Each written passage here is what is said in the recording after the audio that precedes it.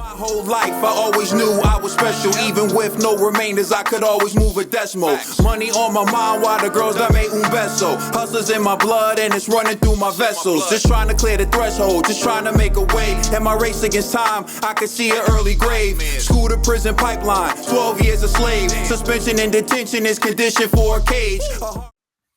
The last topic we're going to discuss on Boxing Bros is David Benavidez calls out Demetrius Andrade. So David Benavidez has been making the rounds and giving interviews lately. And in one of his interviews, he called out Demetrius Andrade. So this is Michael Benson's Twitter.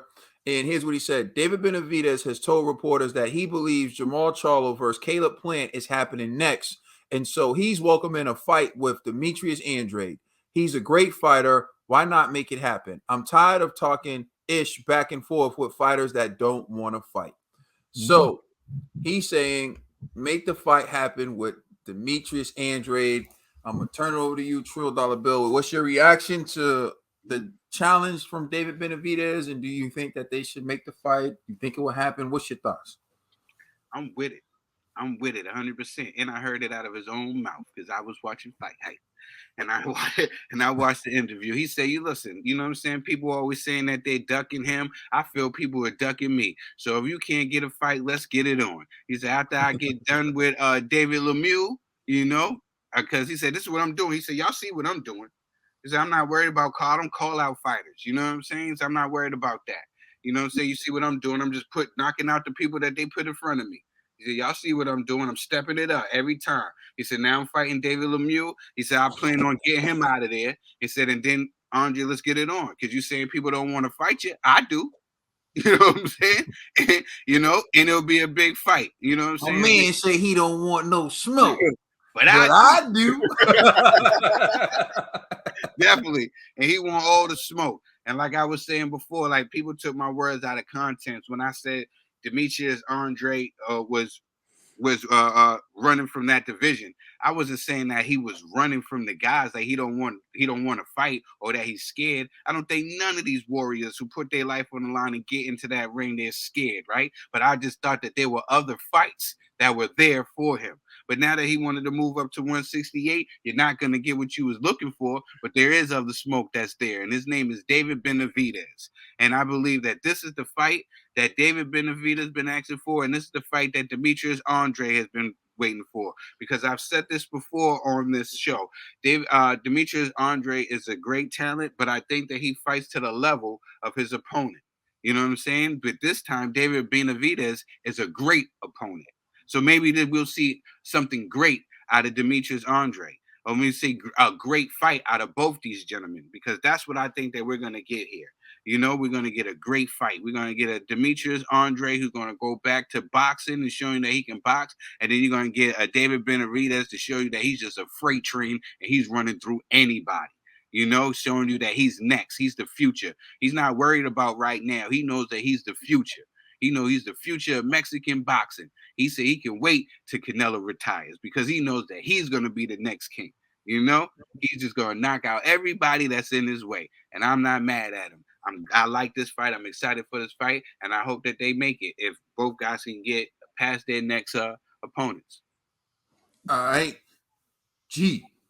First, I'd like to say, Boxing Bros, Rhode Island, Boxing Bros, New England, stand up. Salute. But however, now what we eating again if this fight happens? Cachupa and bacalao. Yeah, we eat cachupa and bacalao. These Cape Verdean dishes. I like to thank my assistant junior chef over there, Ned. This is what's gonna happen. I'm telling y'all right now. Boo boo, stay away from my man David Coco Benavidez. He's gonna take his soul, son. I promise you this. Yo, Boo Boo, thank you for jumping up to 168, but not this one. Gotta wait for Caleb Plant or somebody with that don't really punch that hard. This guy gonna really hurt you. So I'm just saying, man, I like both gentlemen, I really do. But hey, man, my man Benavidez gotta eat, son. You know what I'm saying? So yeah, what again, Ned? Cachupa and bacalao. Bacalao. Delicious. We gonna pay Bird on that. You know what I'm saying? So listen, man. I'm just saying, boo boo, don't agree to this. It seems like a setup. Now he puts you in a corner where it's like you kind of can't refuse because you've been claiming everyone's ducking you. So my man's like, hey, I want some smoke. It's like, so man, good luck with that. Good luck with your career. You know what I'm saying? Hey, man, you trying to tell him to do? You trying to tell him he need to fight Daniel Jacobs and leave David Benavidez alone? Yo, listen, man. Leave that young boy alone. That boy is hungry. Yo, listen. I'm gonna do this. I'm gonna tell him for all my Cape Verdean people out there. Yo, G, color Barker. Color Barker. Oh, hey, man, listen.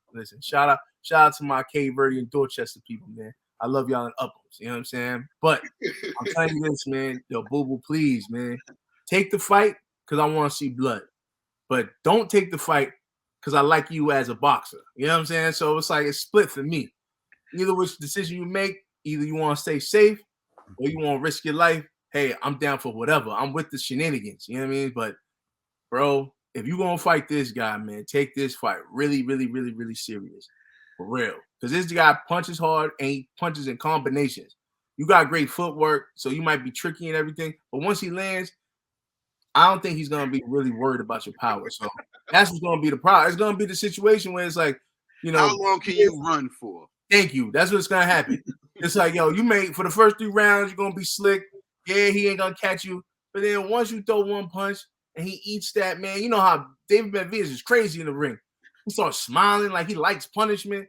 Bro, I'm telling you, man, he's going to take his head off clean, man. For real, man. Like, he's going to have Rhode Island in the morning, bro. I'm just saying. So, but salute to both gentlemen. All right, Ned the TBE. I'm not gonna go to G-Rod. If you want the smoke, go get the smoke, man. Like David want to call you out, show him like why you not to be called out, you know. And I this would be an entertaining fight, and I would love to watch it, yo. And I wouldn't mind if it's in our neck of the woods. I wouldn't mind going to see it again. I've seen you fight a couple times, boo. I want let's make it happen. Like I hope you're not ignoring this message, and I hope you take this man on. I hope you make this fight happen 2022, summer 22 at that, yo. So we got the arms out and the legs out, baby. Oh,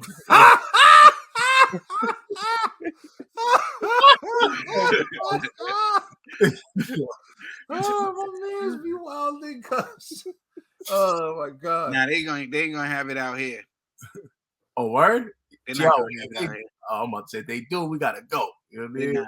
They're gonna have it somewhere more. Yeah, it gotta be somewhere where it's like a Mexican state. Yeah, they're gonna something more San Antonio, San Antonio-ish, California-ish. You know what I'm saying? Yo, I'm gonna be honest with you. I don't know if this fight's gonna happen.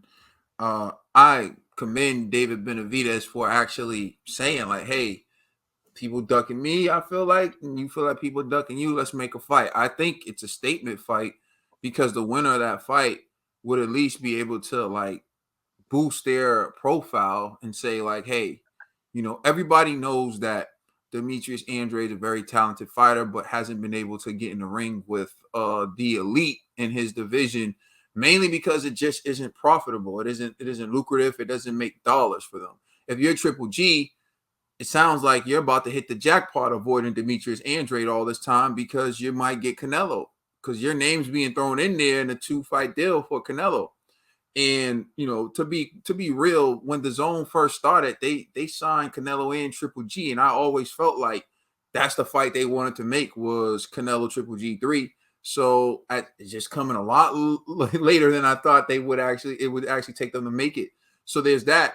If you're Charlo, and even if they're talking about Charlo fighting Caleb Plant, that's still a more lucrative fight than fighting Demetrius Andrade because Plant just lost to Canelo. But as you know, losing to a superstar can make you a star.